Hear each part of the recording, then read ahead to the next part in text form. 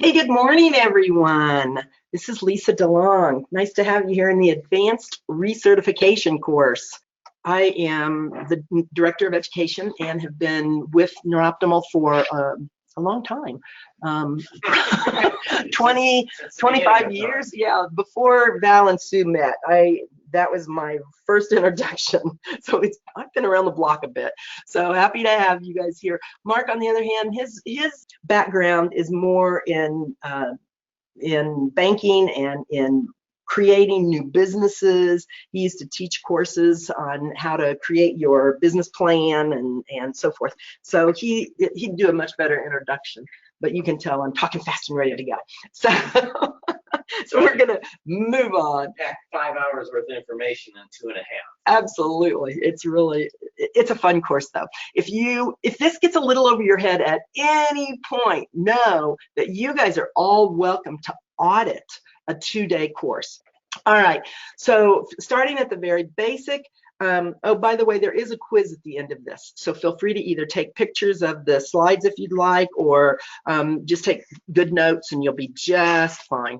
So Neuroptimal is definitely a mathematical program. It doesn't know if it's attached to a human being or an animal, or it has no idea. It's not it doesn't have that kind of personality built into it. So it is a set of proprietary mathematical transforms. Now we say that because it really is the algorithm that is associated with the time frequency envelopes that are really what drives the proprietary part. And we're going to get into kind of an overview of as much of this as we possibly can in a very short time. So JTFA stands for Joint Time Frequency Analysis. I can guarantee it's on the quiz. And non-linear dynamical systems, or neurofeedback, and that's what the NDS. Unique time frequency envelopes. All of these are language that we're using that's very, very, very important when we talk about it. We have now determined that there's really a very appropriate way to talk about what we used to say was traditional or classic neurofeedback. We try to stay away from those terms anymore, traditional or classic, because truly, if I had a traditional or classic outfit, you know, I could wear it any time and it would look great, and it's timeless. For us, we really, to be very specific, to be very pragmatic, it really is the difference between a linear, non-dynamical process and a dynamical process. So it's really important that when we talk to others about the two basic approaches, that we're also very pragmatic that these are the two, and we're teaching people that information. It's really important. So within the linear process, there's really two methods of detection. They monitor the frequency level and they monitor the amplitude. And those are the only two things that a linear process can measure. Now, they can put it into lots of different forms. They can put the amplitude, which is measured in microvolts, by the way. They can put it into a beautiful picture in a QEEG. So they can say, you know, at this level, anything that's beyond 7 microvolts is going to be red. Anything that's beyond, you know, 22 microvolts is going to be blue. Whatever. They can determine, and they can make some very beautiful pictures or graphs or line graphs, pie graphs, all sorts of stuff out of them. But they're only measuring two things: the strength of the signal, which is that amplitude, and it's measured in microvolts, or the frequency level. Now, with the dynamical approach, that is out the window, because although we understand and know the frequency levels, we know and understand our intensity, which is also kind of an amplitude. How strong is that frequency? The biggest things for us is the timing. So the duration of how long something lasts or doesn't last, and how that is associated with the frequency level. And that really is, in basic terms, what sets us apart from every other program. The terminology shifts we're going to get into in a little bit greater detail here in just a little bit, but a shift really is the flutter between the movement that is about to happen, did happen, or is in the process of happening. So, you know, when you're looking at a dynamical system, timing is not always linear. It's never linear. It's not this already happened, or this is happening, or this is going to happen. It happens so, that movement is so dynamically quick that very rarely are you able to really see those changes. So we talk about a shift as being any movement, left, right, straight, it doesn't make any difference, any movement. And that's kind of where we go with the terminology shifts. So when we say we're looking at the diffs, we're looking at the EEG, electrical information, as being duration, intensity, frequency, and a shift. So 4 different ways of monitoring and measuring. Do we monitor the amplitude of a signal in microvolts the same way a linear system does? No. And if we are sharing that information with people that we monitor it in the same way, then we're not understanding the basics of joint time frequency analysis that's going on in the background. So nonlinear dynamical systems, or a linear process, has a PDF that looks a little bit like this. Most of you already know this information, but if we're looking at the basic differences between the two systems, this is a great format to have enlarged, laminated, hung in your office so people really do understand it. You know, it's not always that we have to bring up a linear system to other people. It's more that every other system out there is a linear system except neuroptimal, and which is a dynamical system and measures everything in a different way. So when we have a new client, most of the time they've already looked into some other form of neurofeedback, because every other system is a linear process. The neuroptimal brand, it's one consistent message, and it's very important that we all use that same consistent message, that we're using the same language along with the neuroptimal process, that we're emphasizing the same things, you know, not putting in any other experiences or any other thought processes. You know, we all come from a different background, every single one of us. As a neuropsychologist, I am very, very kind of clinical based. I mean, that's what I've done, cognitive rehabilitation therapy, for so very, very, very long. So I think that all of us come from a different place. We have professors in here, we have therapists in here, we have just a variety of different people doing a variety of different things. We just need to be very cognizant of our experiences, and our education can make us maybe talk in a way that is not 100% accurate with this process.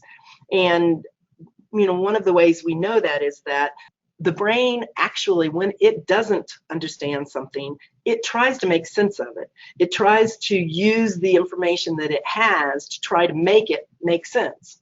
So if for some reason this is making sense in terms of your educational background, and maybe not in terms of the language that we're using, then it might be a good idea to dig a little deeper, because all it might mean is that you need or want to learn more about dynamical systems, or more about, you know, what we do know that's going on. You know, we can't second guess what's going on in the brain because of neuroptimal.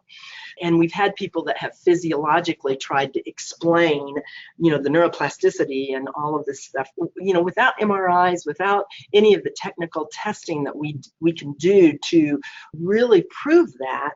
That would be something that we would probably rather not leave in. So as we go through this process, we are assuming that you're learning the language. We're adding nothing more. We're taking away nothing out of it. And we are representing Zengar and their brand in the best way that we possibly can. So with that, let's look at this as a very beginning of what Neuroptimal actually is doing.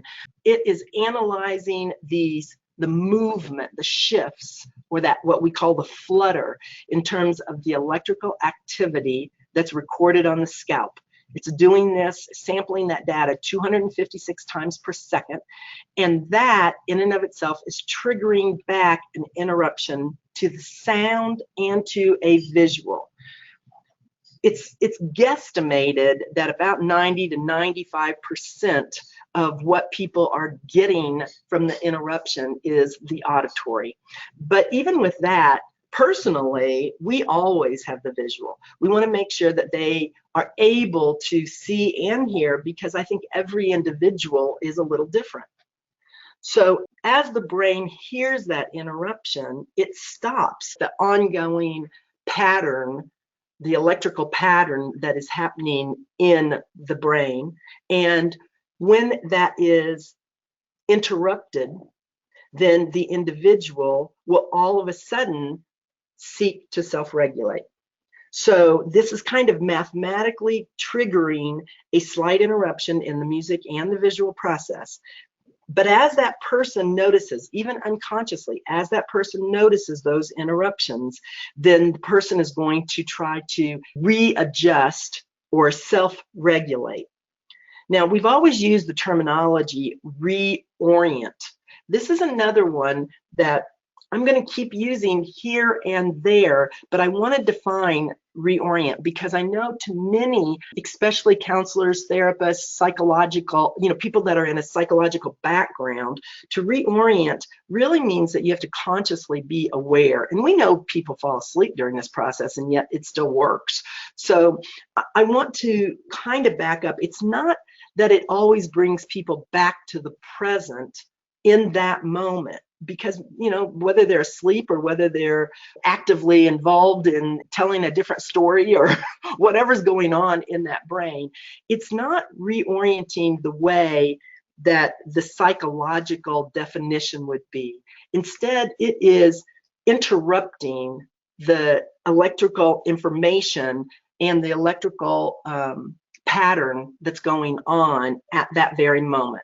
When that is interrupted, then I think what it does is it immediately breaks that pattern, that electrical pattern, and then reminds us in a way to adjust or readjust. So it would be a little bit like when you're walking on let's say, now not all of us have had this experience, but let's just say that you're walking on a tightrope.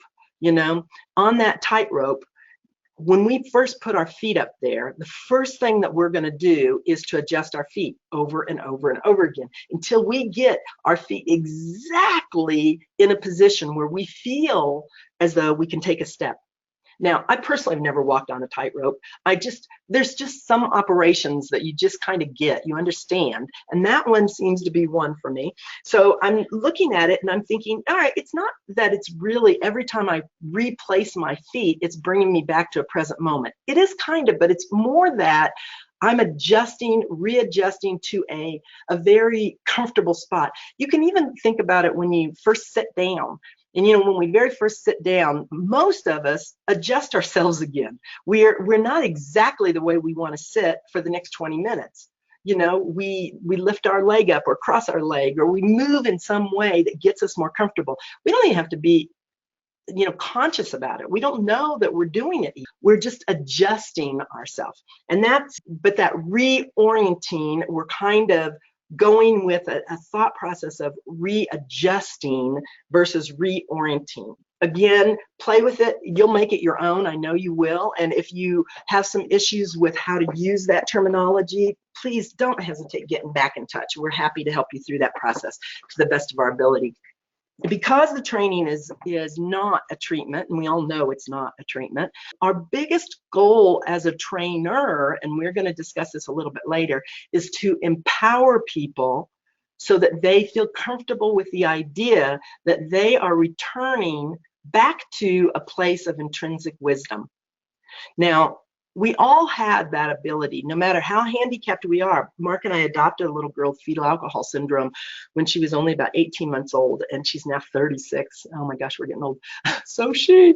But with that, what we have found is that no matter how damaged a brain is or can be, the body knows how to communicate with itself.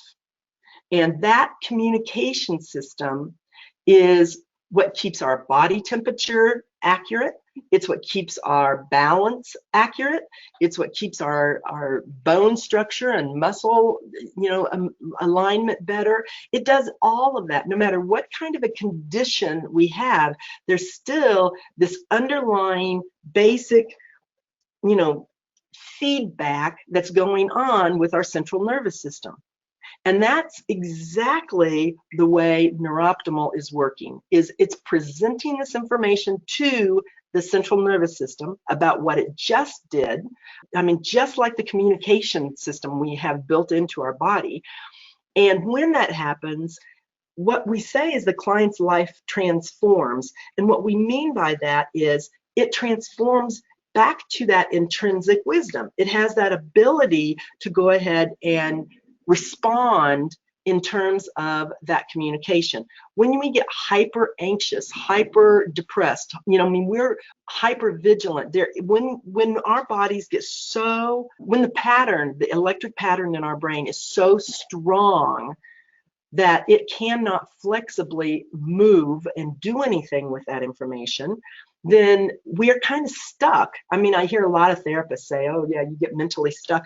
And it really is more that the pattern that is, the electrical pattern that's going on is so strong and so present that it's very difficult to disrupt that pattern. And so when it is disrupted and on a regular basis, it transforms that person's life because it returns to the intrinsic wisdom, that intrinsic communication system. So our biggest thing is we have to use those tracking tools to be able to see that. Now, that is another huge, huge, huge paradigm shift that we're going to talk about today, because the paradigm shift is more that as a trainer, one, we're not a therapist. Even if you are a therapist, when we're talking about Neuroptimal, we have to set that hat aside. But instead, what we are is a detective. We're looking almost somatically at what's changing physiologically, cognitively, psychologically with this person. And that is what you have to really, really, really dig deep for. Partly because the more you dig deep for that, the happier they're going to be. But more than that, it's much more geared towards the fact that when we are a therapist in this sense, we will many times be looked at as though we are the person who knows everything that's going on inside their body. And we don't have any idea. We can guess because all of us are highly educated, right? But we don't know for sure. And if we want them to be successful forevermore, then they have to be able to feel that empowerment. They have to feel our support that they have the ability. All we're helping them do is to tap into that resource. And that is a pretty good size paradigm shift that we really want to all embrace together. As trainers, we do not use the idea of states, nor do we use the idea of a transition. So we don't have eyes open, eyes closed, because eyes open is a state. When we close our eyes, it's a state shift. We're not using those. We're not, and I know that at times we certainly have, but the way our program is now set up with N03, it is finally, after all these years, it's finally where Val and Sue really wanted it to be from the very, very, very, very beginning. But they've had to really work with the limitations of the hardware. And so it's really important to understand in our language now, we have no state. We don't have a relaxed state. We don't have a sleep state. We don't have a focused state. Instead, they are all transitional.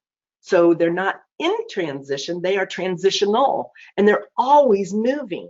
And our ability to move in and out and flexibly and resiliently is all based on the idea that we are transitional, we're dynamical, we're always in movement.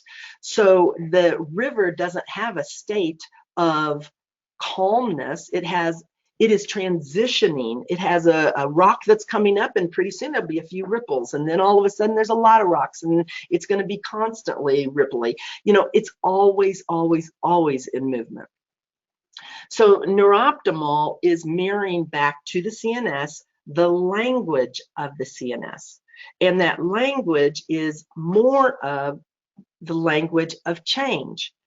Something is different, either in duration, intensity, frequency, or shift. And that's what we're measuring, that's what we're marrying back, is the mathematical changes in the electrical activity. So using that language of perception and memory, which is exactly what Carl Pribom used, is what we are measuring within the joint time frequency analysis within the central nervous system. So we are directly communicating to the central nervous system that, hey, this shift just happened. Ooh, this is a stronger frequency right now. Oh my goodness, look at the timing that's going on between the two frequencies. And that's exactly what's going on. Now, the neat thing about this is that the central nervous system looks at these diffs, duration, intensity, frequency, and shift. The neurooptimal system looks at these changes in EEG, duration, intensity, frequency, and shift. And then on top of that, we as trainers are using that exact same process of duration, intensity, frequency, and shift. So we're looking at the diffs the same way that the body does, the same way that the neurooptimal system does.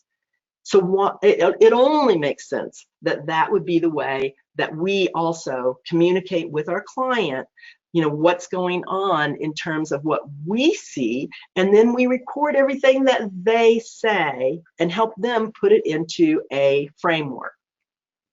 So an example of this would be, I just woke this morning to an email, said that their client who had a rental system was using the rental system every day, kind of to ward off seizures, and that she was using it twice a day for a couple of weeks. And then the person who had the rental said, well, you know, that might be a little much. Why don't you go down to once a day, or one, you know, even miss a day here and there if you wanted to. So the person went down to really 3 to 4 times a week and immediately had a grand mal seizure. Now, the more I'm talking to this person who has this rental system, the more I hear that the person who had rented this system, one of her biggest basic fears was that she would have a grand mal seizure. She hadn't had one. She just was afraid she would have one. And so little by little, the more I started talking to her, the more I understood that really what had happened was this woman, who was always fearful of having this grand mal seizure, ended up having a grand mal seizure as soon as the trainer not interfered, but interceded and said, that may be too much to do in a day. You know, you need time to process it. Well, first of all, that's kind of a myth. We don't need time to process anything. We can learn 1,000 different bits of information in a minute. I mean, look at how much a child learns in terms of language. And that's all this is a learning process. So there isn't too much. Now, that particular person may feel a little bit tired of doing the process, but let them make that decision. But secondly, when this person was already so darn fearful of having these seizures, it actually was that in her head, she told the brain to have a seizure, and that's exactly what she followed through on.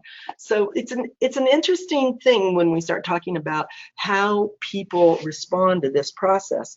It is almost always that information that is given to the individual. When the individual feels supported and comfortable with actually making those decisions on their own, even if it's twice a day, that person is so comfortable with it that they always have incredibly good experiences. Not to mention, most of the time, we intuitively know what we need for our body. And I would highly recommend that we ask the individual if that feels right to them. Is 2 times a day okay for you? Or are you getting kind of tired of it? Would you like to do it daily? You know, you can do, it really is more up to you as to how you want to do this process. So within this program, there's something that we call an inline adaptive denoising system. Now, Mark's going to get into a lot of detail on this, so I'm just going to highlight barely on this before I introduce him and let him get into some of the other mathematical processes that are going on in the background. But the deal is that when you look at cortical activity, it is always different. You can see, like in this blue line, it's different. It is never exactly the same. Whereas this gold line it's still kind of different. But whereas if you had a line that was extremely the same, it's a 60 hertz, extremely the same. Or if you're outside of our country and you're in Europe, then you're at 50 hertz. But when you have a very strong signal that is always the same and at a very specific frequency level, then we know it's background noise. It's the electricity that's in the walls, that's in the computer, that's in everything. So what Val did was he went in and took out all of the very strong, very significant sinusoidal waves.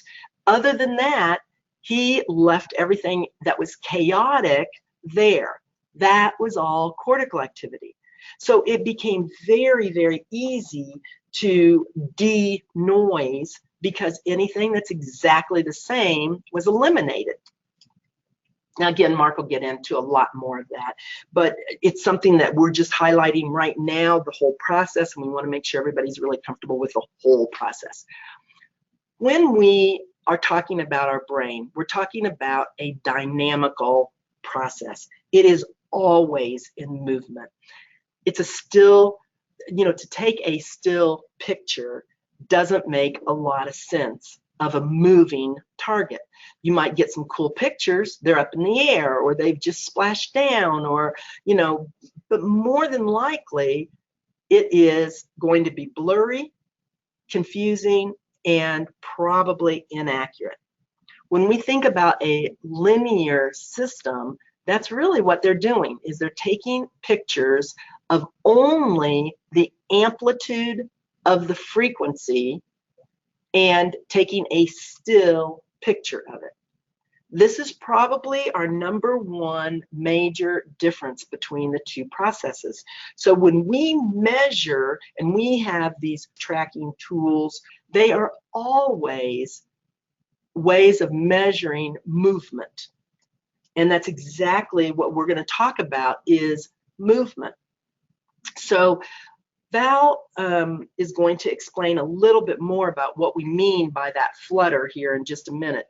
But what he's done is he looks at, he has this cute little hummingbird, and he's looking at the flutter that is happening when the movement is occurring. You can actually hear a difference in the hummingbird, in its movement, when it starts to back up a little, when it starts to move forward, even as it tries to stay in the same position and its wings are fluttering so that it can stay there. You hear it's not a Doppler effect, but it is kind of it's a change in the dynamics of the actual system that's going on at that moment. So by using this time frequency envelope, or what they call the TFEs, then they can ignore any and all line noise and capture instead the very minute, significant fluttering that is happening, that's going on. And for us, when it is kind of played back to us that it just happened in terms of an interruption, then it sounds kind of like a crackling or a static, and I think even more so in NO3. But what neuroptimal is really doing is it is looking at functional brain instabilities. Now, we're not talking about good or bad.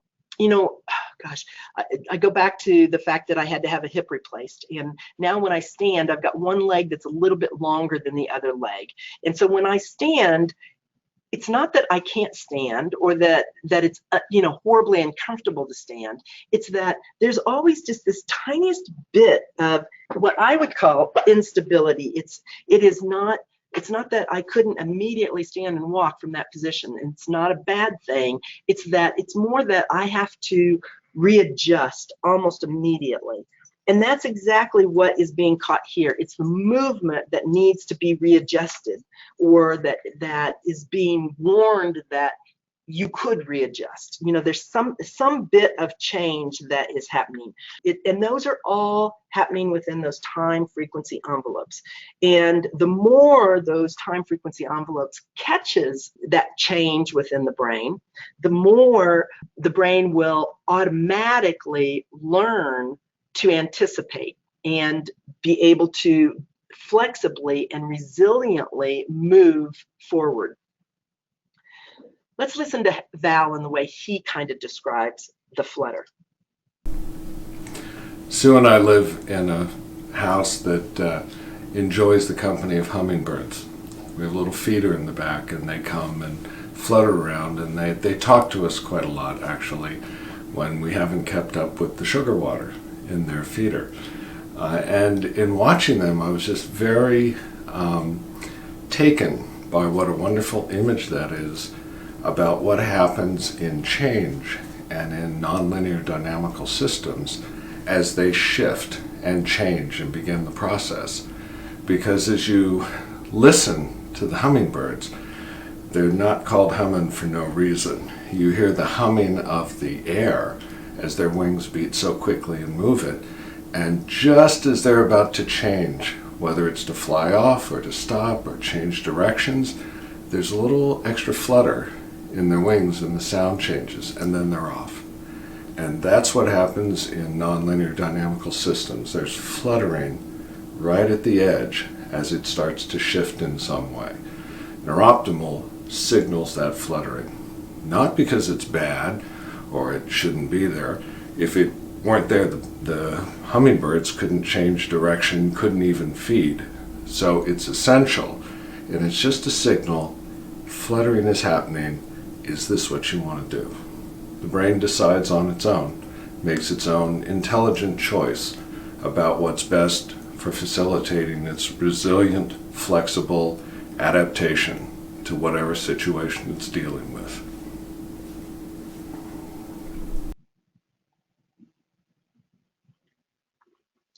Excellent. Thank you so much, Val. So what does the brain actually do with that information? When the flutter is detected by the neuroptimal system, the brain obviously notices it, and it adapts or it self-regulates. And that's when we say it adjusts. And it adjusts sometimes by returning to the present moment, but it adjusts mostly by interrupting that pattern, that electrical pattern that's going on within the brain, and it allows that cortical activity to be jarred almost. You know, it's kind of shaken a moment so that it can then move on. It has disrupted what it is doing, and now it's able to determine whether or not it makes sense to do anything about it or move on. And that's exactly what is happening in terms of that interruption or that feedback that we get.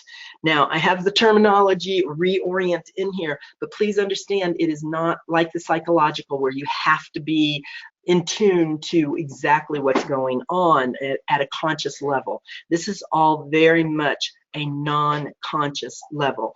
This is why we can relax to the extent that some people even fall asleep. And so we want to make sure everybody's real comfortable with that terminology and that process. So literally, it really is, just like we said in the beginning, it's all about the math. It's a set of mathematical transforms in terms of joint time frequency analysis that is used along with Gabor transforms to actually create and measure, well, not create, but actually measure a dynamical system, a moving system. This is really a very important concept of the mathematics of neurooptimal and why it works the way it does work. So for us, we don't have to have an improved hookup, because that quality, as long as you've got the conductive paste, which is making that signal just a little bit sharper, as long as you've got that conductive paste and it is not laying on hair, it's just on the scalp, then the line noise won't matter. And therefore, you will immediately be able to get the information, or the neurooptimal system will be able to get that information and take it through the JTFA and NBS mathematics. So the hookups really don't make a huge big difference to us. Another new concept, another new process is we are not diminishing turbulence. When you think about turbulence in terms of this picture, you think about this man, his turbulence is really his environment. You know, look at those waves. That's turbulent. His ability to be flexible and resilient is his ability to take whatever that wave is going to give him without falling over. He can get into all sorts of different positions to make that work.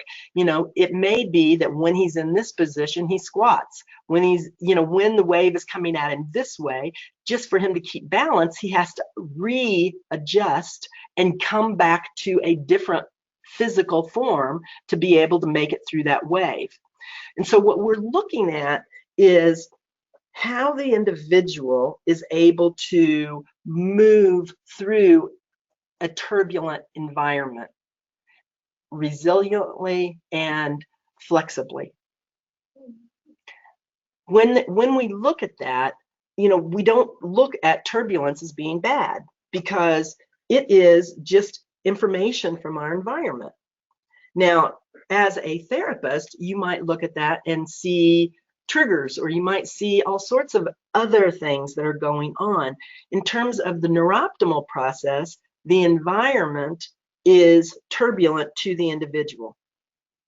You know, and that's, so we're not really diminishing that wave. Actually, some people enjoy the turbulence of the environment. You know, the drama that goes on around them. They work better in that environment than they do any other environment, right?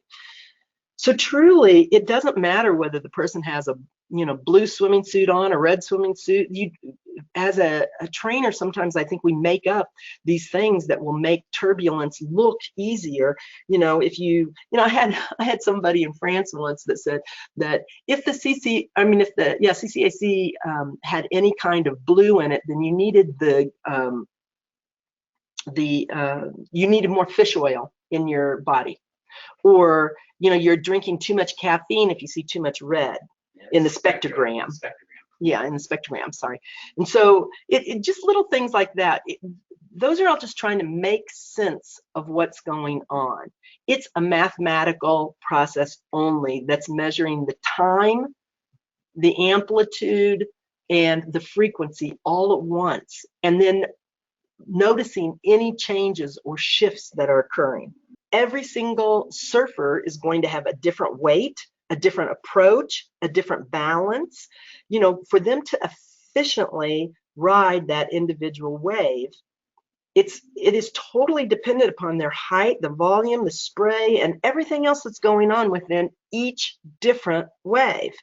You know, this dance that occurs between the rider and the waves are totally unique to every single surfer.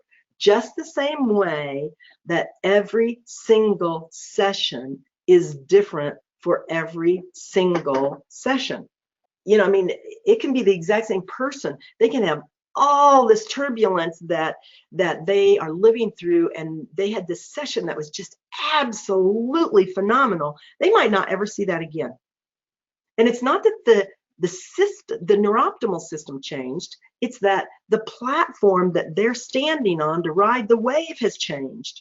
Now, all of a sudden, you know, they can ride that wave so much easier that they don't need to have another session that was that meaningful to them. Their body learned from it and they're moving on. So all of these kinds of thought processes are what we hope that you'll feel comfortable sharing with your clients these days. Assessment is totally irrelevant. It doesn't make any difference because it's all a measurement within that person. You know, I could take the measurements of the arch of his back the way it is right here. I could take measurements of the squat position. But this wave will never be the same. So I don't have any idea whether he'll use this exact same arch, or if it's a little bit more or a little bit less, or how and when that will occur again. So it's always diagnostically agnostic, because it doesn't matter whether this man has, you know, anything. I mean, he could have migraines, he could have Asperger's, he could have any of that. But the idea of this being a learned, trained process is something that anybody can do.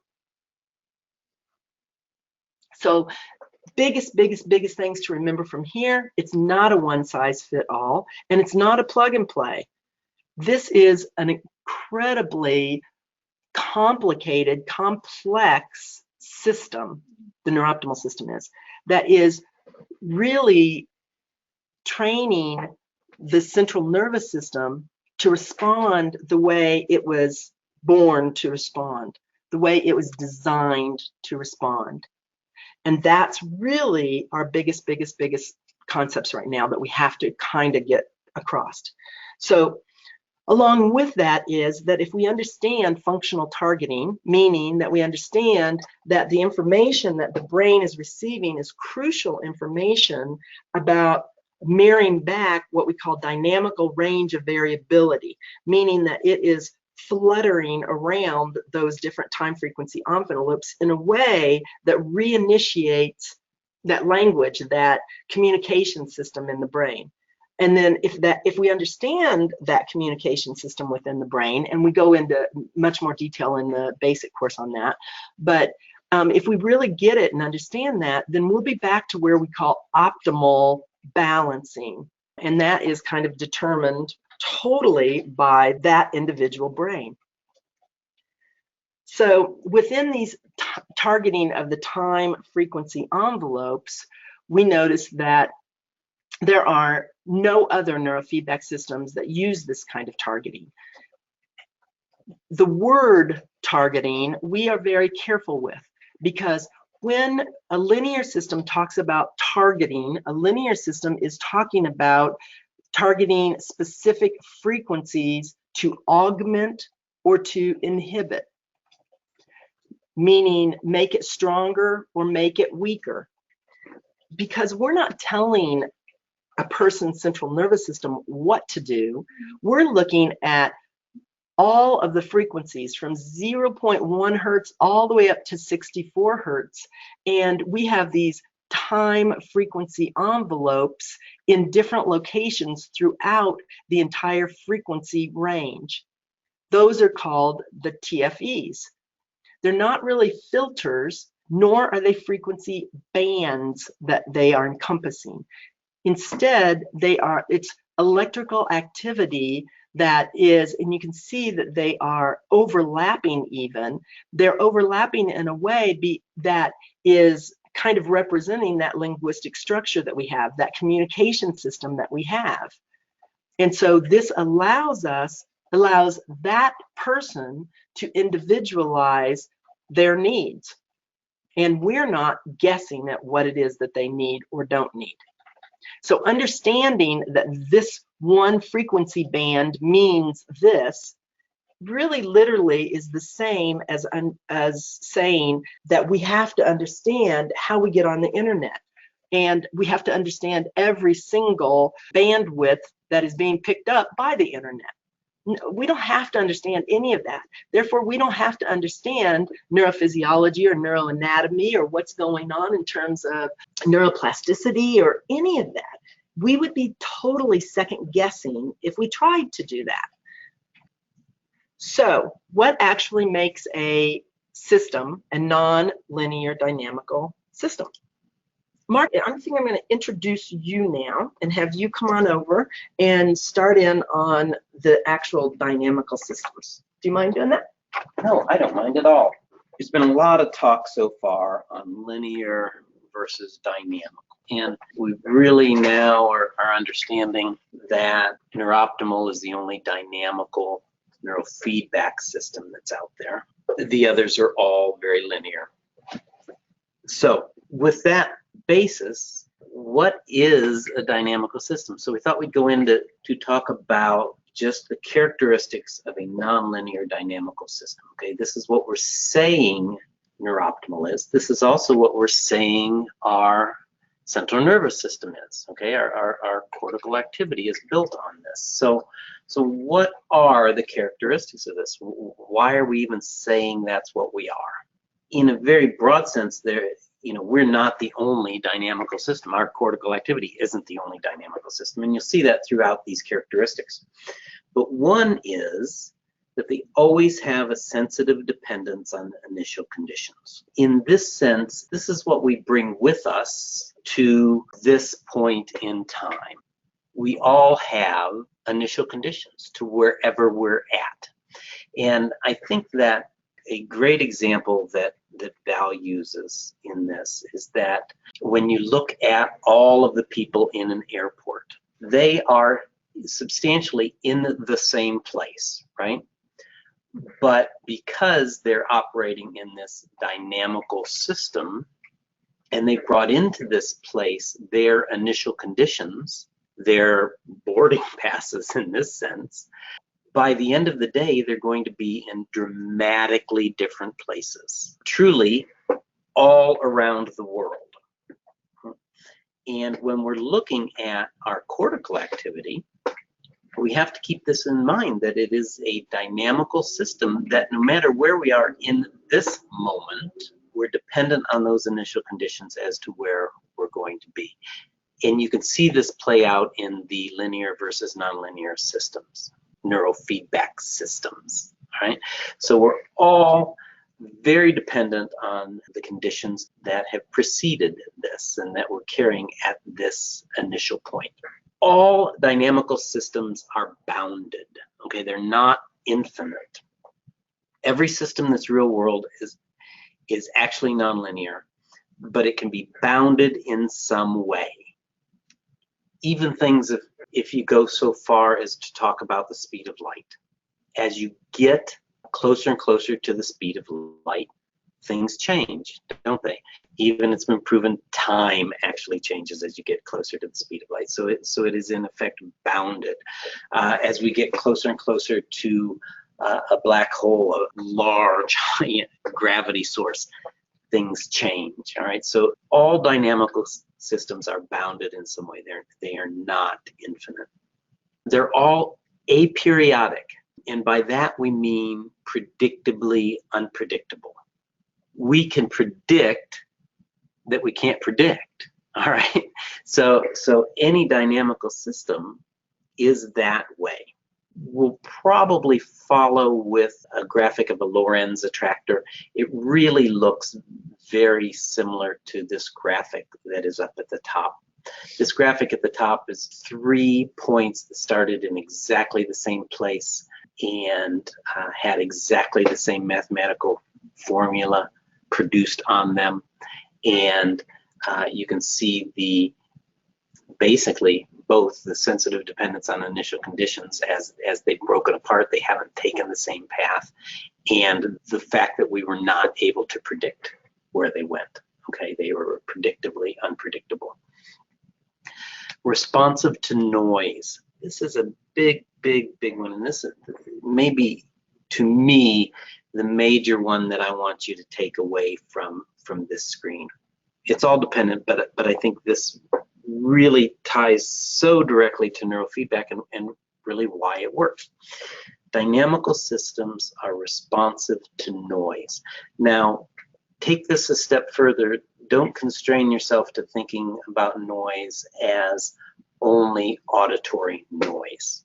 Basically, noise in the environment is things that might be meaningless and we learn from.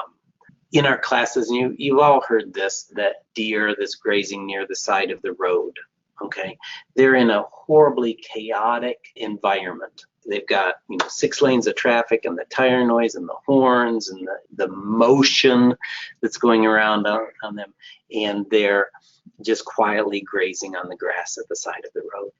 If a twig breaks behind them in the forest, they immediately respond to that. See if it's something they need to learn from.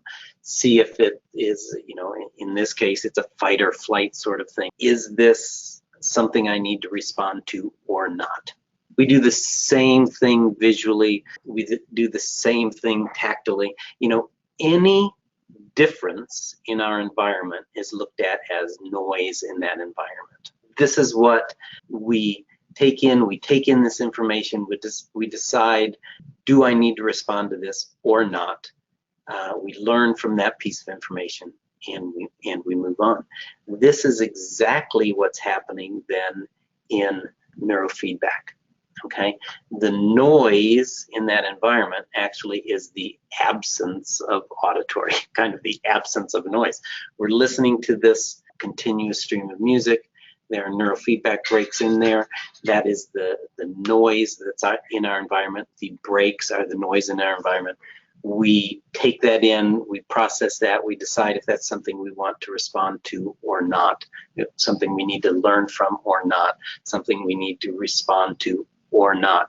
And I say the or nots in there because remember Val's fluttering video that he talked about. The system is giving us these neurofeedback breaks. It's giving us the information that we're on the cusp of change, that we're in this change, that we're in this flutter in our cortical activity. And then it's up to us to respond to that or not.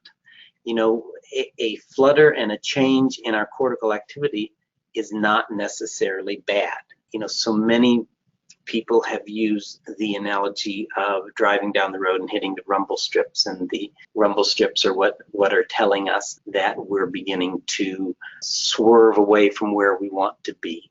And in a very general sense, that's kind of right. We hit this flutter as we are starting to sway away from the middle of the road, and we take that information and we say, oh yes, I need to pull back into the road, and I've learned from that, and I move on. But in that same sense, we would get that same rumble strip, we would get that same noise in the environment had we been on the side of the road, changing a tire, whatever, and we were pulling back onto the road. Okay, we'd be given that same noise in our environment. We would take that in and we would say, yeah, well, thanks for that input, but this is exactly the way I want to go. So it's that same, it's the same noise, it's the same neurofeedback break, whether we're falling asleep and driving off the road or we're purposely deciding to pull back onto the road. But that's way down the road from this screen. But I think a really important thing of why and how neurooptimal specifically, but in effect, all neurofeedback works. Dynamical systems have these multiple isolated equilibrium points. We're always looking towards coming back to an equilibrium point or the most comfortable spot we can get. In the real world of dynamical family systems, children are always coming back home to where they're most comfortable, and then they go away and then they go to college and then they come back home. It's that same thing is happening in our cortical activity as we're constantly looking for more equilibrium, more comfort if you draw out any kind of dynamical system. Again, this is what we're responding to and looking for and taking the information from the neurofeedback. All dynamical systems will bifurcate in period 3 behavior. We really touch on period 3 behavior in the basic class, but in effect, what's happening in the same way that we talked about the equilibrium points, we're constantly breaking apart. Bifurcating is breaking apart. All right, so we're constantly breaking apart and looking back to these equilibrium points. There are constantly events that are taking our cortical activity and driving us away from equilibrium points, okay? And we're just constantly searching for it. Dynamical systems are constantly generating sinusoidal inputs and harmonics and subharmonics. We really used to see this so much in the NO2 systems, if anybody was ever looking at spectrographs, okay, and the pretty colors, and we could really pull out from there the harmonics and the subharmonics of the electrical noise. And the final one here is finite escape time. All nonlinear dynamic systems, they're real systems, but they can blow apart. And the best example of escaping to infinity quickly, a microphone and speakers, and feedback that will happen as that system escapes to infinity quickly. Everything will have a finite escape time, but we're hoping to keep that as stable, because once they get unstable, if I was on another computer just behind Lisa's most of this time, had I had my speakers out open where it would play back through this mic and that back to the speakers, I mean, we all know that horrible sound. Okay, so as you think of our cortical activity as a dynamical system, when you think of neurooptimal as a dynamical system, think of it in these characteristics, and you can really start to draw some similarities and characteristics of how and why neurooptimal is speaking to the central nervous system basically in its own language. We're really touching on all this. There are 4 ways to control a dynamical system, nonlinear dynamical control procedures. All of us have heard of extrinsic constraints. Many times it's just thrown out there as my client's doing this, therefore it must be an extrinsic constraint. There must be an extrinsic constraint. It can't be the neurooptimal system. It must be an extrinsic constraint. And I just want to go into a little bit more detail really on what that is, so that we all have a good understanding of why this seems so prevalent when you read the forums and you talk with other practitioners or clients that don't feel they're progressing as fast as they could. And basically, an extrinsic constraint is anything that's blocking the full range of possibilities in that system. Not just in a cortical system, not just in a client, but just in that dynamical system.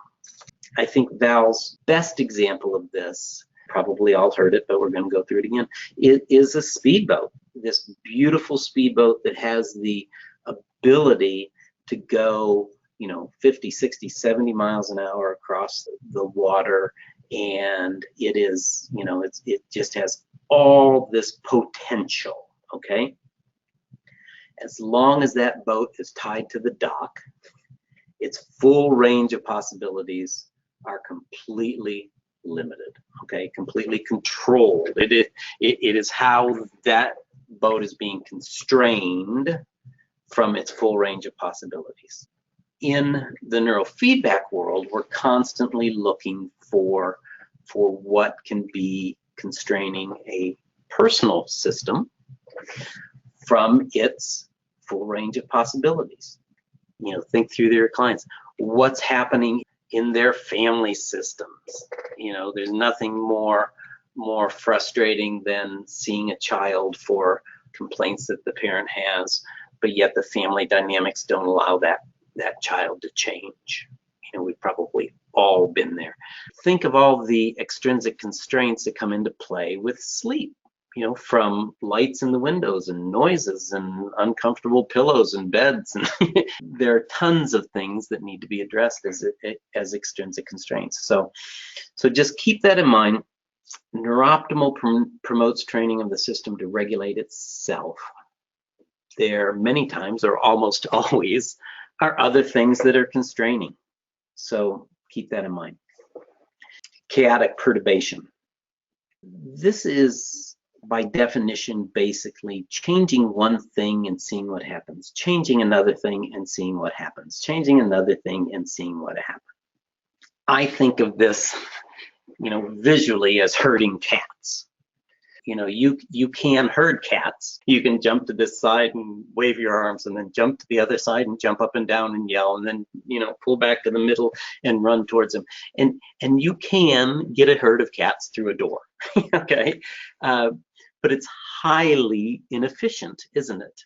Hey, when I jump up and down like this, kind of acted like that, and then when I ran over here and waved my arms, they acted like this. And it is just a very inefficient way of getting things done. It's always in arrears, right? Hey, when I waved my hands like this last time it worked, why is it not working this time? And I waved my hands 5 minutes ago, so it's really in arrears. It's really inefficient. Interestingly enough, this is what the linear neurofeedback systems are doing. Typically, what happens in a linear neurofeedback system, if you've never used one yourself or never had one used with you, they come up with diagnosis, and they say, okay, you did a QEEG, or you filled out a client checklist, you came in with a diagnosis and said, I have anxiety, whatever.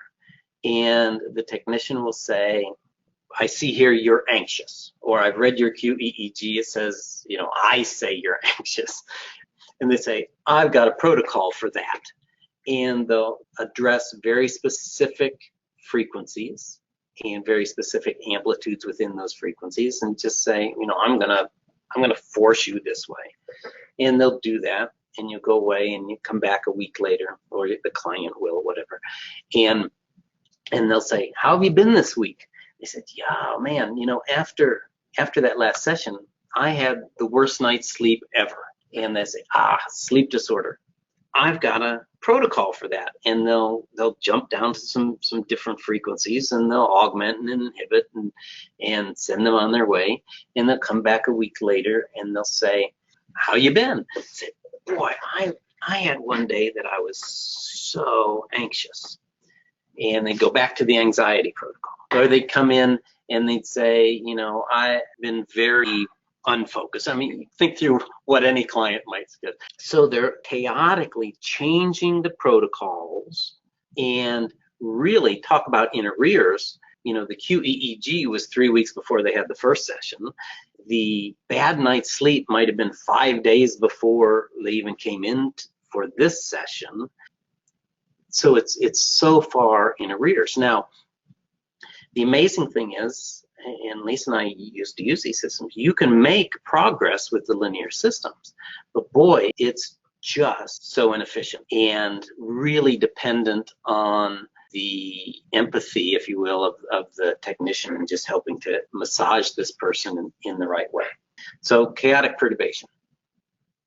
The third, something we've all, I think, probably heard about, entrain and migration. There are loads of entrainment systems out there, binaural beats, the glasses we put on with the flashing lights in them. They all have some particular stimuli that they want to expose us to.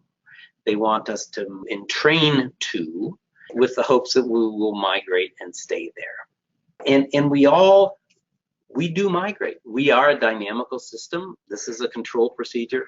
We as humans will migrate to a dominant frequency, will migrate to a dominant person, will entrain to a dominant person, will entrain to a dominant beat. Our heart rate will actually entrain to a 60 beat Mozart music.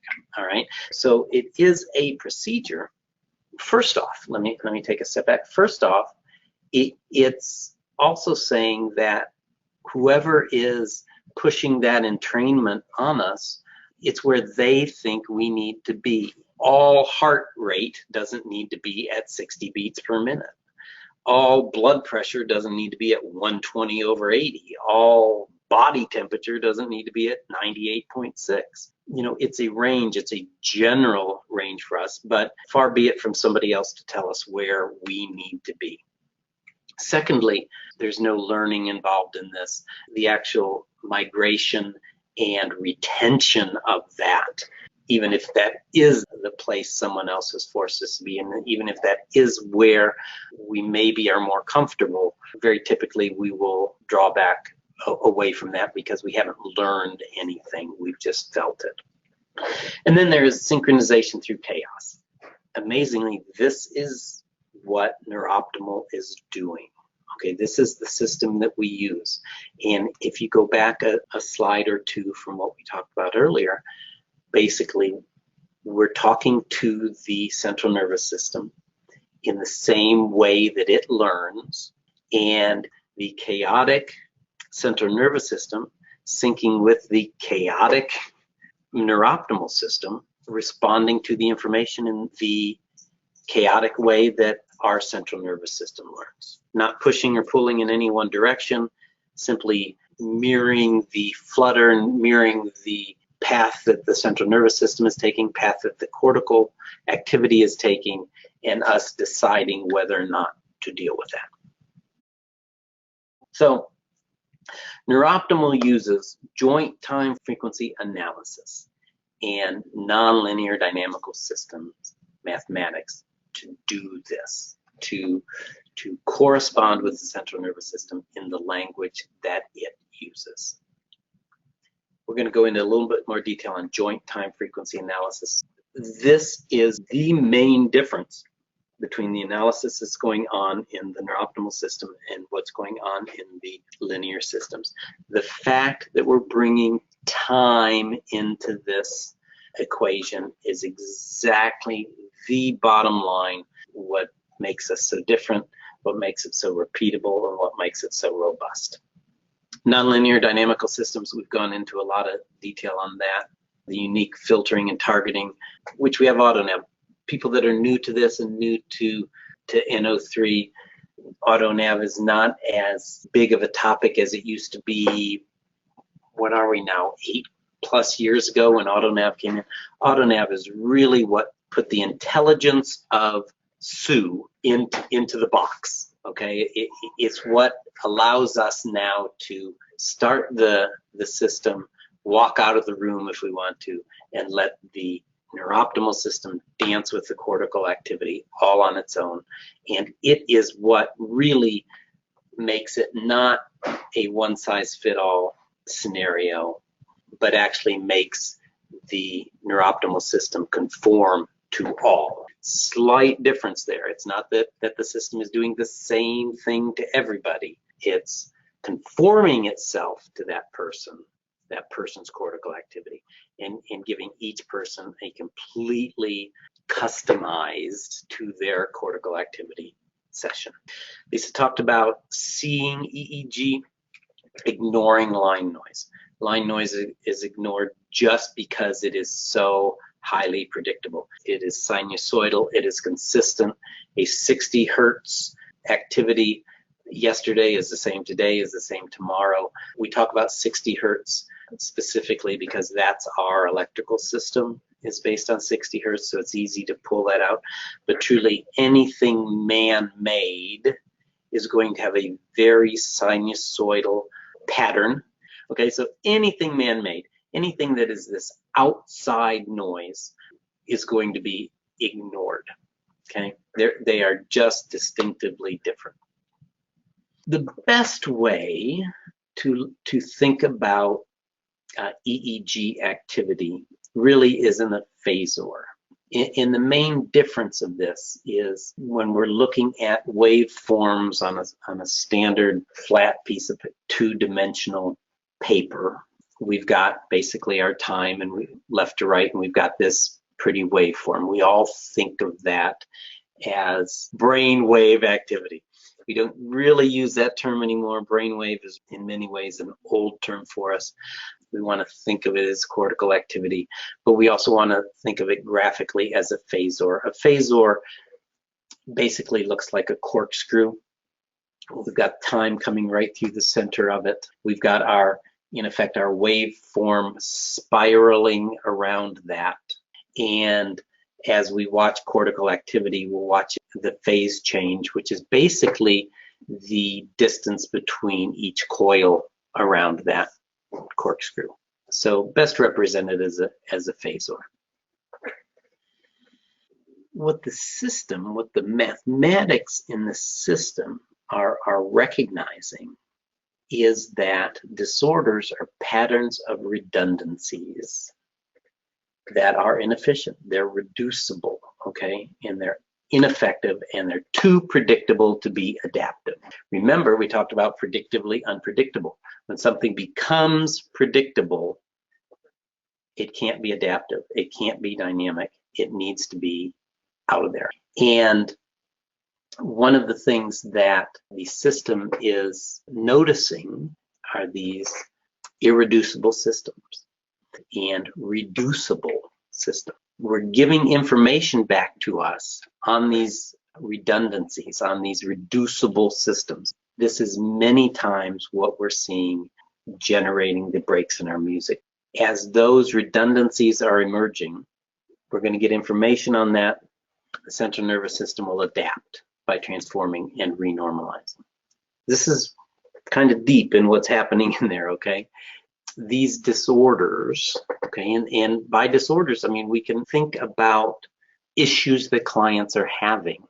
As we fill in the blank on what a client has as far as the disorder that's brought them to us, this is going to be noticed in the mathematics as redundancies, inefficient redundancies in that cortical activity. This is going to generate breaks in the music. The breaks in the music are going to, in effect, draw our attention to this redundancy. Hey, every time I'm like this, I'm getting the breaks in the music. With that information, I'm going to decide whether to deal with it or not, right? I could say, nah, this is good. This is what I want. But typically, we're always looking for this renormalization. We're always looking for this more comfortable spot. We're going to take that information and say, hey, when I react to that information, I, quote, get more comfortable. And in effect, what we're doing is restoring the resilience and flexibility. Okay, and as we do that, the symptoms drop away. Just a different way to look at how we're generating the neurofeedback events and how we're responding to them. But we really want to talk about this time and frequency. We've talked about time, frequency, envelopes. Why are we not just looking at one and not the other? For one, we'd be a linear system because we'd only be looking at frequency and how much of that frequency, okay, the amplitude, the frequency and amplitude. But why are we bringing time into the equation? We're going to talk through a little bit of the math and look at our cortical activity over a time series. But first, to drive that home, we're gonna look at this car traveling over time. All right, and to know why we want to bring in time. So when we look at a car, or really, I like the idea of an airplane, with enough information at a point in time, you can say exactly where that car or airplane is. With latitude, longitude, and altitude, in the case of the airplane, I can say, boy, at 11 o'clock, it was at this latitude, longitude, and altitude. Okay, we can precisely pinpoint a point in time and a location, okay? But we know that we're going to change position over time. And in the back of your mind, keep thinking about cortical activity all the time. Cortical activity is constantly in motion. The car may not be, okay? But as we look at something in motion, there is always a change relative to time. Mathematicians use delta. That's just upper and lower case delta there. So that we can say that the change in position over the change in time is our change in position over that period of time, all right? And we can call that velocity. And we do the same thing with our cortical system, okay? So our change in position over our change in time is our velocity. Now this makes sense to us, for those of you who get confused with this many kind of Greek things. It's all Greek to some people when you say math. You know that if you're driving your car and you go 1 mile in 1 minute, your velocity can be stated as I'm going 1 mile a minute, or more precisely what we would say here is I'm going 60 miles an hour. All I did was basically multiply both sides by 60 to get per hour. But if you're going 1 mile in 1 minute, you're going 60 miles an hour. And it makes sense that that's our velocity. That's our speed, okay? The speed, the velocity with what we're traveling. But it takes energy, doesn't it, to change that car's position over time. This is epsilon to represent energy, all right? But basically, we're saying our change in energy over our change in time is our momentum, shown here as omega to represent momentum. But so now with our car, we've got velocity and we've got momentum. Okay, we know what speed and we know the energy that we're consuming to do that. Now, when we look back to this two-dimensional waveform, that which we don't call brain waves, right? We can look at it like this. Here's our change in position over change in time and our change in energy over our change in time. So we can start to look at our cortical activity, okay, our EEG, as this waveform. Now remember, we would like to look at this more as a phasor, so we put a third dimension and we'd see this kind of rolling like a corkscrew, all right? But you can see the differences in this, both in amplitude and in phase and in frequency, okay? So velocity and momentum are related mathematically. And there's the Heisenberg inequality principle. Now, it's really referred to as the Heisenberg uncertainty principle. Val basically likes to look at this as it's not an uncertainty principle because we're absolutely certain that there is an inequality. His principle basically says that we can only predict this separately to a degree of 1/4 pi at its max, okay? 1/4 pi, that works out mathematically to about 0.78. So separately, I mean, we can specify time and frequency relative to each other only to an arbitrary degree of not more precise than 0.78. But that's really the way it used to be.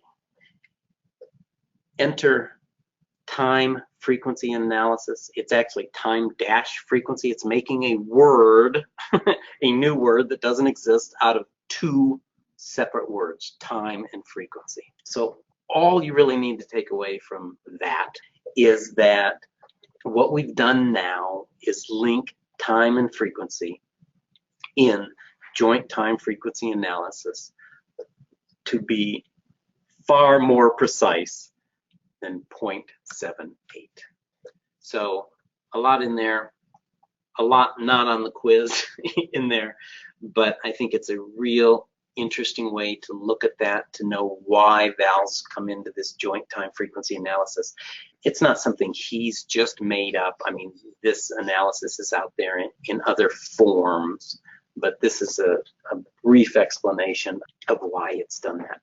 And to just kind of solidify that a little bit deeper and why you want to know it, is that when we're looking at this car and we've got these numerous points along the map and we've got this data at each point on velocity and momentum, and say we're sampling that data every 5 minutes, at now we'd be able to fairly precisely tell you where that car is going to be 5 minutes from now. And in the event that we were sampling the data on that car every 1 minute, we'd be far more precise in telling you where that car is going to be 1 minute from now, or that airplane or whatever. If we were to be sampling that, numerous times a minute, we can get closer and closer and closer to really knowing in the moment, not only where we've been, where we are, but also where we're going. Now, take this one step back to our neurooptimal system that is sampling the cortical activity 256 times per second. Really, I don't think there's another system out there that is sampling their data that often, but still they're only doing it on frequency and amplitude. You know, we're sampling that cortical activity 256 times a second, and this is really what helps Val know that there's a shift occurring. We're tracking this data over time. We know the velocity, we know the momentum, we know when it's getting into this shift, and we're giving the feedback for it. We know that we're changing. We know we're hitting the rumble strips. The system is built for touch screens. In a touch screen environment, you get very used to tap, double tap, or tap and hold. In the manual, there is a cheat sheet that talks about what does what. And I was very slow to come onto the touch screen. Always went for the touchpad or the mouse. But I tell you, I've gotten really, really used to running this system, just tapping on the screen. This cheat sheet is in the manual. If you didn't get a new system with a manual, the manual is downloadable from the pass area of the website. Really, there's only two things you have to know when the system opens up, and it always opens up to the vault. Now on this screen, I have exposed to trainer and location. All of the professional systems will show these locations if you want them to. Typically, by default, they only show the client and session, but it has the ability to keep track of different locations or different people as trainers. This is just set for the default. As it opens up to the vault, vault stands for Variant Attribute User Lookup Table because Val loves acronyms, okay? I think vault is a perfect word because it's the repository for all of the information. The only thing you have to know to run it is that if you double tap or double click on client, it will come up with a screen to add a new client. If you double tap on the client's name, it will immediately start a new session for them. If that's all you know about how to run your system, you're going to be fine. It's going to run the system, it's going to put in the default music, it's going to run the 33-minute session, and you'll be providing to you or your clients exactly the same quality of a session as everybody else in the world now. You know, we always start with, of course, train yourself. There's just absolutely no excuse to not train yourself. I love when Sue comes in, she'll say, if you feel like you don't have enough time to train yourself, that's the perfect time to train yourself. So it's very, very, very important that you stay on top of your own training, because if a client is going to have some issues, problems, concerns, anything like that, it's usually something that we have kind of instilled, even though not purposefully in any way. It's never with intent, but it's easy for us to be able to do that. Make sure that whatever your comfort level is at training yourself, you create your own plan and you develop that and stick with it. Put it on the calendar, do what you need to do to be able to pull that off. You know, most of the time, clients are going to ask you, how many sessions will this take to go through it? I think it's incredibly important that we put it back onto their lap. I don't know how long it will take for you to feel as though you have trained yourself as long as you need to. I personally have had people that they were finished after 7 sessions, and then I've had other people that literally I've done more than 400 sessions on. And it's entirely up to that individual, maybe the parents if they're paying for it, but entirely up to them. And by putting it kind of back onto their lap, it not only empowers them, it really helps them understand that they're really determining everything on their own. They're determining the length, you know, they'll never blame you for anything because it's always their responsibility to tell you what they want. You know, if we talk to them in those terms in the very, very, very, very beginning, then they don't expect anything different. That's all they expect. I think it's really important that you stay involved in the neurooptimal community if you can. I know many times we all get very involved in our own life, our own process, our own journeys. And so when that happens, though, many times we miss out on a lot of really good information. So I would also highly suggest that if you put on your calendar a time that you're going to check all the Facebook pages, or a time that you're going to just check in with past, or maybe you have a mentor that you're going to work with, somebody else who has been doing this for a while and they are actively involved, then we can get the information to you as quick as we possibly can. And that way it never comes as a surprise that they've changed this or that, or that you need to start saying it in this way or that way. It's just much easier for you to feel not only a part of the community, but just you feel more involved and empowered to help your clients in that way as well. So there's something that we call SORT, and we actually consider it Sort It Out, and it's something that Val had created when he was actually going through his dissertation. So we're going to kind of touch base on that now. And then lastly, any of your decisions, the more you train yourself, the less likely you're going to be making fear-based decisions. The more likely they'll be very cognizant decisions based with the information and the factual things that are going on in the community instead. And that's really, really, really also very important. So nonlinear dynamical systems and that transformation within more of a clinical realm is that it is very simple, comprehensive, that we don't have any differential diagnosis or distinct treatments that we have to learn or understand or know about. Instead, whenever people start talking in terms of diagnosis or so forth, it becomes noise to the process. It becomes environmentally toxic in many, many, many ways. It makes us feel as though there must be a right way or a wrong way of doing this. And to be very honest, those are all the myths that we have. There is not a right way or a wrong way. When I was working in my offices all the time, I always did cognitive rehabilitation at the same time.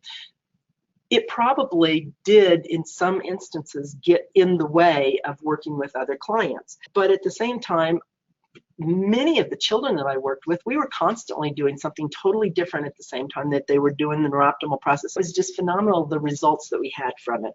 And I know everybody has kind of added their own little element that they have put in from what their educational background is. It's really important for us to be aware of that and understand that the expertise is actually built into the system, but your information that you bring is going to be different than any other trainer. And where it's really important is that we all have the same language, we all have the same philosophy, we all have the same understanding of how it's working, so that we don't become an extrinsic constraint to our client, so that we don't add anything else. And if we are adding something else, like I did with the cognitive rehab, then you're incredibly cognizant about it, so that if something, quote, isn't working, then the first thing you want to drop, the things that we've added to the process. And we want to do it in a way that does not make them feel as though we're the ones in charge. Instead, it's that they have the option of dropping this or that. Solutions and problems. The differences between solutions and problems are: a problem is something that is not wanted by someone. Whoever not wants that is the one who has the problem. So even when it seems to be caused by somebody else, it is their problem. Val always tells a story about this family that came in to see him, and the parent will immediately has immediately said, "My son's so stubborn, I can't get him to do anything." Val just kind of smiles, as Val does, and he looks at the boy and he says, was it your idea to come in here today? And the boy says, absolutely not. Heck no. And so Val looks at the parents and says, so how'd you get him to listen to you to come in today? And the parents said, we threatened him to ground him for 30 years, just kind of laughing. But at the same time, that was what they had to do to get him to come in. And so Val says, okay, so you know how to get him to listen. Now you're just haggling on the solution to this problem. And so it really is that same type of thing. I mean, there are solutions and there are problems, and the problems always have the solution built into what you would consider the problem. And so we want to talk about that as well. We also talk about the quick, smooth shifts. When someone has a change, no matter how little the change is, no matter how subtle that shift is, it's always just a state of activation or deactivation, meaning that either that problem is still a problem or it's not. It's a very fast, quick shift that occurs. But because some of them are so subtle, we don't notice them. Now, a lot of little bitty flurries of flutters will occur before one noticeable one comes up. So, we've used the topic of sleep a lot, so let's just use it again. Someone comes in and says they're having problems sleeping. Well, that's a huge topic. There's a lot of different things that could happen that would make them think they're not having great sleep. And so you have to really look at all the subtleties to small changes that could occur that would be the one big shift, the one big wish list that they have of sleep is now better. First, you have to know what it is about the sleep that's not good, right? Is it that they're having a hard time falling asleep? If so, you need to know how long it takes for them to fall asleep. Or they're waking or doing something while they're asleep, talking, urinating in the bed, walking, grinding teeth, just whatever it is. You need to get that information down so that you understand that, because lots of small, tiny little bitty flurries of flutters will occur before an actual shift happens. But when it does, these will all be very quick, just like the little bird, the hummingbird. They happen fast. And that's going to be really important to remember, that change happens quick because it's only an activation or a deactivation. And it doesn't matter what state a central nervous system is in. The central nervous system is constantly, rapidly shifting. And so what we need to do to be able to maintain that flexibility and that resilience is to be able to understand what those subtle, small shifts are that are occurring all the time. As a detective, we need to keep going back to what are those subtle changes that are occurring. I don't feel any. Well, then let's go back and talk about that. What would you feel if you did have a subtle change? What would that look like to you? How will that look? Let's write down a whole bunch of different things that might change if you were to feel changes. It's a little bit of extra work, guys. It's not something that's super simple and super easy, but I can tell you it's highly effective. Highly effective. One, you're going to end up with clients that leave you that are very empowered, and two, they learn their own system again. They learn to notice when they're out of whack or when they are totally 100% balanced in their minds. They feel good about who they are, and really in the long run, that's what we want. That's exactly what we want them to feel, is that feeling of empowerment. And introspect. So as you describe the NO process to your clients, spend that time in the very, very beginning, that first session, making sure that the goals that you have written up are goals that they can see small, minute changes with. Because if the only goals you have down are, I want to sleep better, well, good for you. Does that mean that you're sleeping 8 hours a night and you don't feel like you're sleeping good? You're not waking up feeling refreshed? What exactly does that mean? Or I don't want to be depressed anymore. All right, so are you depressed when you're sleeping? When are you depressed? How do we know you're depressed? How do we know it's always depressed? You know, all of these things are things that the more you can get, the more comfortable you can get with finding the little bitty subtle changes that are going to have that on-off switch, the better you're going to be at becoming this detective. And that really is very different than the idea of a therapist. So renormalizing is really bringing back to that intrinsic ability of the central nervous system. Okay, so Val created something called SORT. This is exactly what created the 5-phase model when he first started. So it is incredibly important that you understand that this is built into the neurooptimal process. You do not need to do this in any way, but it is built in naturally to what his basic philosophy of neurooptimal is. So the way he created this was, as his college dissertation, was solution-oriented rapid transformation, SORT. Solutions were in place or instead of problems. Oriented was instead of focus. Rapid was instead of the slow or laborious process of therapy that he felt was going on at that time and still feels is going on. And then transformation instead of the let's feel it deeply or let's have some profound insight, you know, let's relive it all so that we are able to understand why we feel the way we feel. So in his mind, transformation is the shift. It is not a profound shift. It can be tiny little bitty subtle shifts that continually occur within the process over and over and over again until their kind of wish list was accomplished. So what that looked like, and again, please really hear me say, this is not what you're doing in your office. This is what the neurooptimal process did that he created the 5-phase model from. So he started with meeting. The first time you met the client, it was to not only gain rapport, but also to hear the story as was identified by the identified patient. First, you listened to that story and you did nothing else other than to hear the story. Then you joined the story. So now second time around, you're going to listen to the story again, but now you really are gaining much more rapport. You're saying, oh, wow, that must have been a real problem for you, and so forth.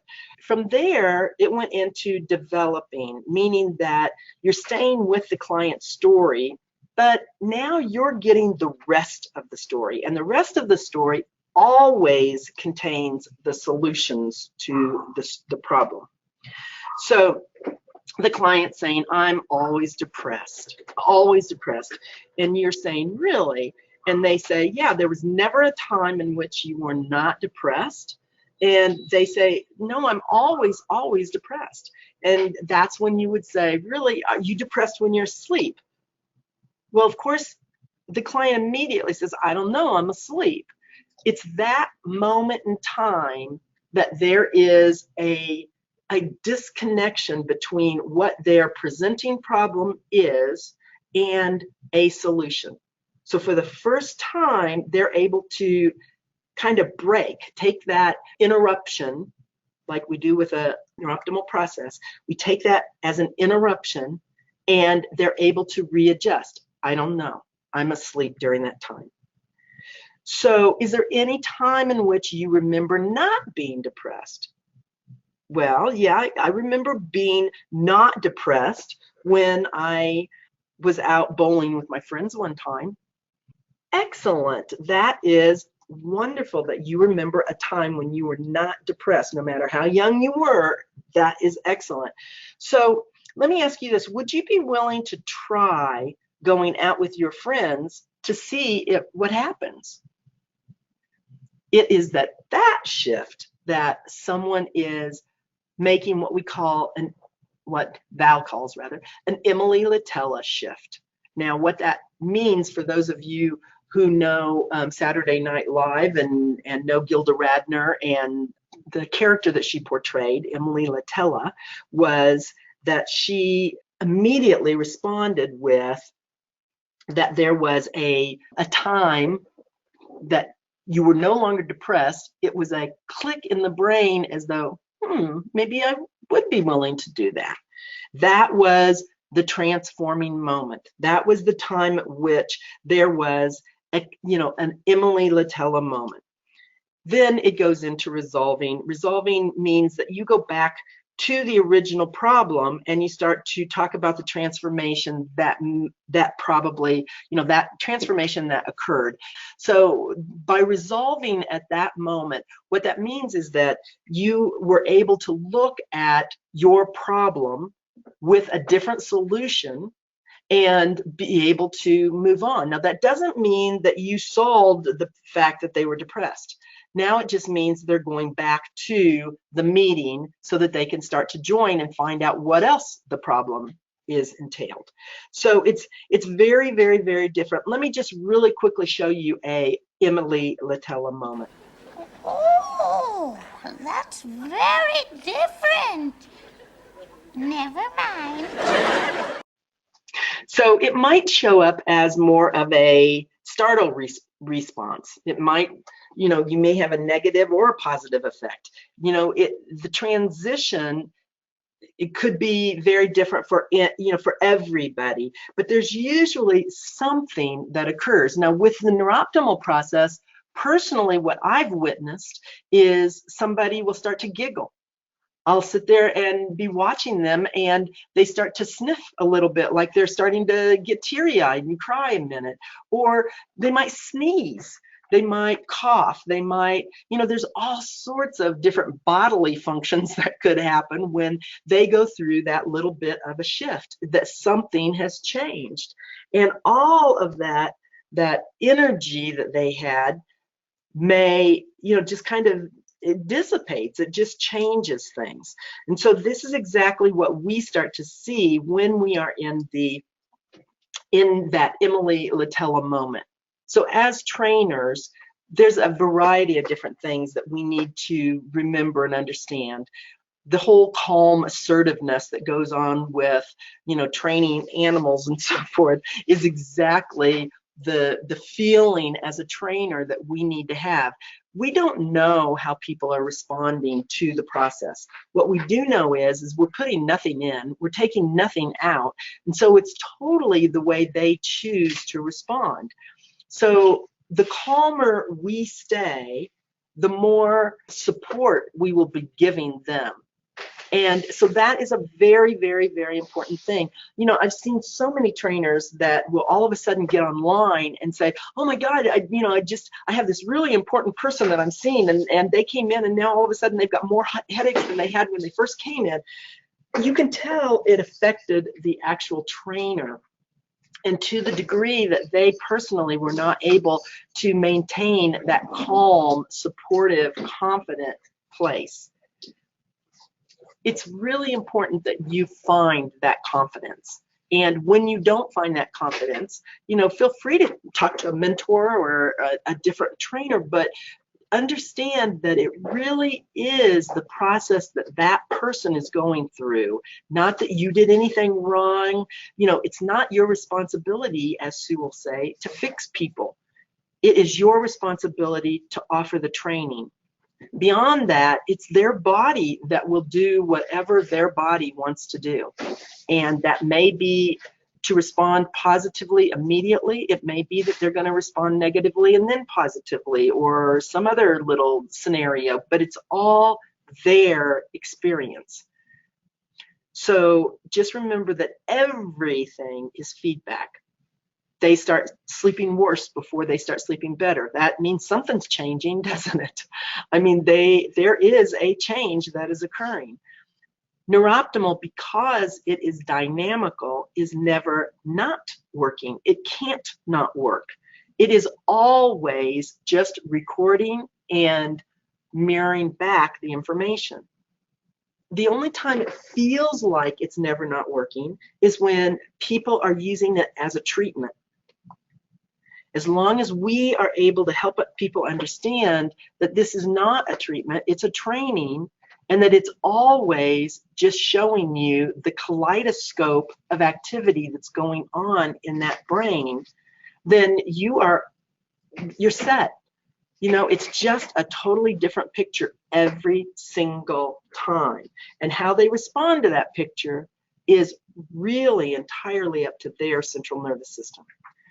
So as this slide says, the CNS is going to orient to the differences, anything, and it's going to hear those interruptions, and then it's going to relax into what is happening in terms of that break, that interruption in that cortical activity that's happening at that moment. Then that person gets to perceive whether it is a threat or not, and will do that in whatever way they feel they are comfortable doing that. So here we are towards the very end, guys. What would Val say about restoring our intrinsic self-organizing and self-regulation capabilities? He says, when we address the causes and conditions that create suffering, suffering does not arise and therefore does not need to be overcome or treated. Our natural intrinsic self-organizing and self-regulating capabilities work as designed, restoring resilience and flexibility regardless of what originally caused or conditioned the suffering. We are so happy and so excited you guys are here. The quiz is 20 questions that are randomly chosen from 30 questions. So none of you will have the same, well, you will have occasionally the same question, but rarely. And then at the end of it is a little survey. If you don't mind, please taking that. It really helps me when we go to creating these courses. In the meantime, you need to get 90% to pass the quiz. If for any reason you get less than 90%, please don't worry about it. Just retake the quiz or contact Mark and I. More than likely, you'll get a little email from me that just says, hey, I noticed that you missed one extra or a couple of extra questions. Would you please read through, and I'll attach the quiz at the bottom. Would you please read through the questions? And if you need to retake it, feel free to. If you want to talk about it first, then get in touch with me and let me know. And if you would like to text me, that's probably the easiest way to get me. It's area code 317-258-7444. And that really is usually the easiest way for me to know that you have a question or two. And then we can either text back and forth or we can talk or whatever works out.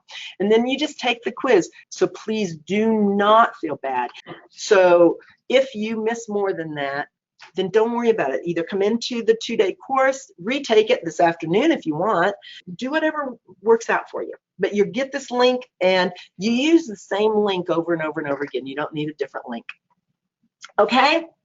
You guys, you did an awesome job. Thanks for being with us today. Again, if you have any questions, send them our way and happy to answer.